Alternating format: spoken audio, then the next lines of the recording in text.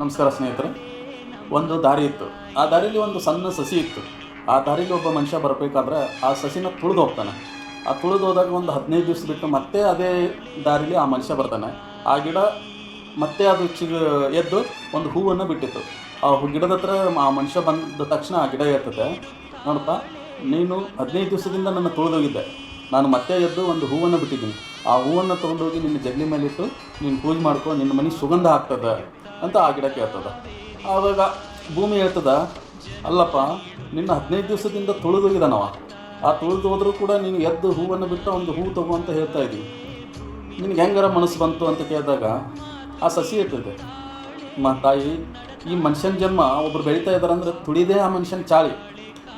ಅವ್ರು ಎಲ್ಲರನ್ನೂ ತುಳಿದವ್ರು ನಾ ತಲೆಗೆ ಇಟ್ಕೊಂಡಿದ್ನಪ್ಪ ಅಂತಂದರೆ ನಾನು ಇವತ್ತಿಗೆ ಹೂ ಬಿಡೋಕ್ಕೆ ಆಗ್ತಾ ಇರಲಿಲ್ಲ ಅಂತ ಹೇಳ್ತದೆ. ಇದರ ಉದ್ದೇಶ ಇಷ್ಟೇ, ಯಾರೇ ಒಬ್ಬ ಮನುಷ್ಯ ಬೆಳೀತಾ ಇದ್ದಾನಪ್ಪ ಅಂತಂದರೆ ಅವನ್ನ ಕಾಲಿಡಿದು ಜಗ್ಗು ಜನ ಇದ್ದೇ ಇರ್ತೈತೆ. ಅವ್ರನ್ನೆಲ್ಲ ನಾವು ಸರಿಸಿ ಯಾವುದೇ ಒಂದು ಕೆಲಸದಲ್ಲಿ ಇದ್ದರೂ ಕೂಡ ಆ ಕೆಲಸದಲ್ಲಿ ಮುನ್ನುಗ್ಗೋದೇ ನಮ್ಮ ಧರ್ಮ ಅಂತ